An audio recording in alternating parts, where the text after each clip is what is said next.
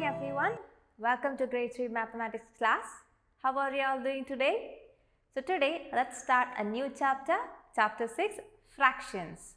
So have you heard about fractions? What are fractions? See, when you divide an object into equal number of parts, each part will be called a fraction. Clear? When an object is divided into a number of equal parts, each equal part is called a fraction. So you can say a fraction is part of a whole. Clear? A part of a whole object. Look at this picture given here. You can see here a lemon is being cut into two equal parts or two equal halves. Now in this picture the same lemon is cut into 4 equal parts. See, there are a total of 4 equal parts and these 4 equal parts put together will make one whole, right? So you can say when you are dividing an object into equal parts, each part will be smaller than the whole. Clear? Now, in general, we can say fractions are represented in the form a numerator by denominator.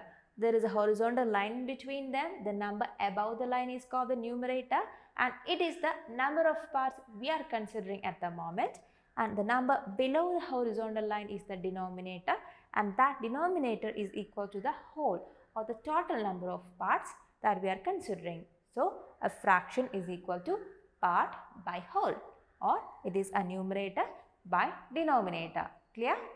Now look at this picture given here. We can see an apple is divided in different ways. In the first picture you can see the whole apple which represents one whole. In the second case, in the second row, you can see the apple is being divided into two equal parts. One part, the second part, the first part and the second part. So when you consider each part, you can say each part is 1 by 2 or one part out of two total parts. Clear? So this part is 1 by 2 and this part is 1 by 2. Clear? Now in the third case, you can see the same apple is cut into 3 equal parts and they are roughly of the same size as well. So here when you consider each part or each equal part, this part, if you are considering this part, it will be one part out of total 3 parts. Clear? So this will be 1 by 3, this will be 1 by 3 and this one will also be 1 by 3. Clear? Here 2 halves or 2 1 by 2. 1 by 2 is also called 1 half.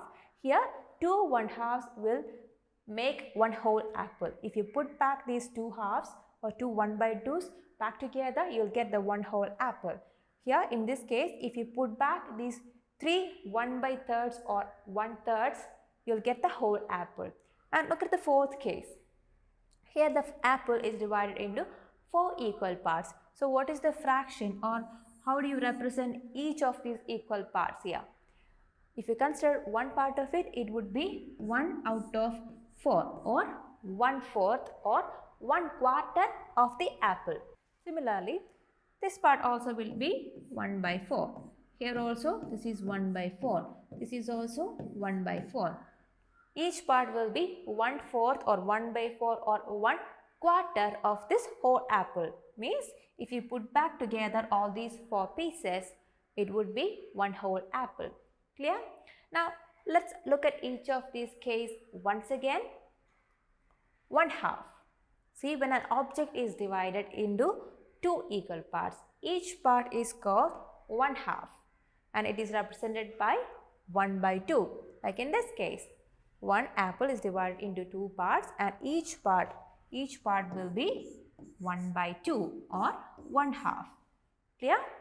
1/3.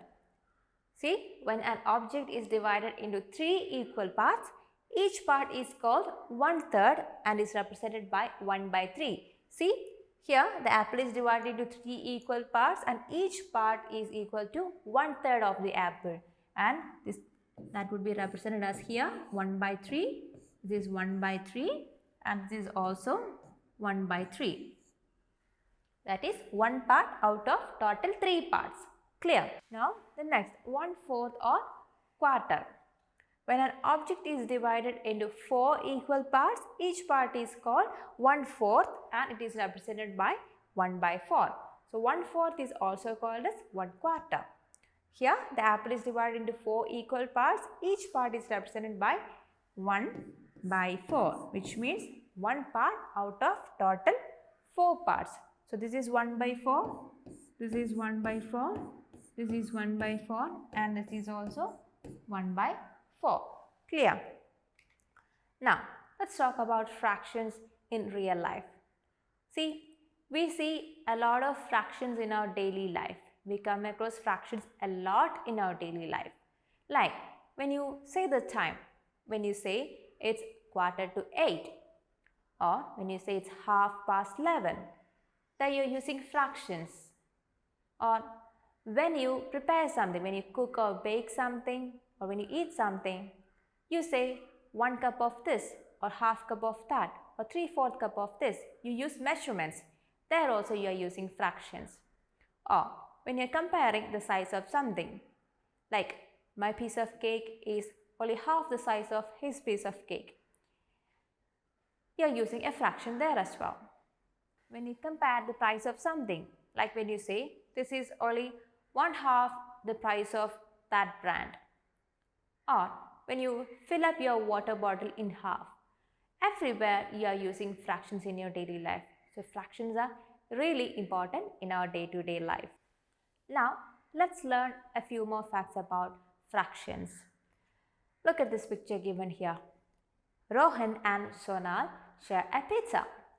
They divide the pizza into 4 equal parts. You can see the 4 equal parts here. Now Rohan eats 3 parts out of this 4 parts. So how would you represent it? It is represented as 3/4. The fraction of pizza that Rohan ate is 3/4, which means 3 parts out of total 4 parts. Now Sonal eats 1 part and that would be represented as 1/4, which means 1 part out of total 4 parts. That is the fraction of pizza that Sonal ate. Clear? Now look at this picture here. You have a pentagon here which is divided into 5 equal parts and each part will be 1/5 or 1/5 of the whole. Clear? And what is the fraction of the colored part here? Here 3 parts are colored. We said each part is 1/5. So it's 1/5 plus 1/5 plus 1/5. So total how many parts out of the 5 parts? Total 3 parts out of the 5 parts are shaded. So the fraction of the colored part here is 3/5 or 1/5 plus 1/5 plus 1/5. Clear? Look at this picture now. Now here how many total parts are there? There are 6 equal parts and each part will be 1/6 or 1/6. Now what is the fraction of the colored part or the shaded part here? That is 1, 2, 3, 4, 5 out of total 6 parts. That is 5/6 of the whole. Clear? Now you can go through the topic fractions and the related portions from pages 83 to 86 of your textbook. Please go through the pages. Then you have to complete the exercise 6.1. That is from page 86 to 88. Now there is one exercise called try this in page number 84. Go through that as well and do accordingly. So that's all for today, children. We'll meet in the next class with a new topic. Till then, bye.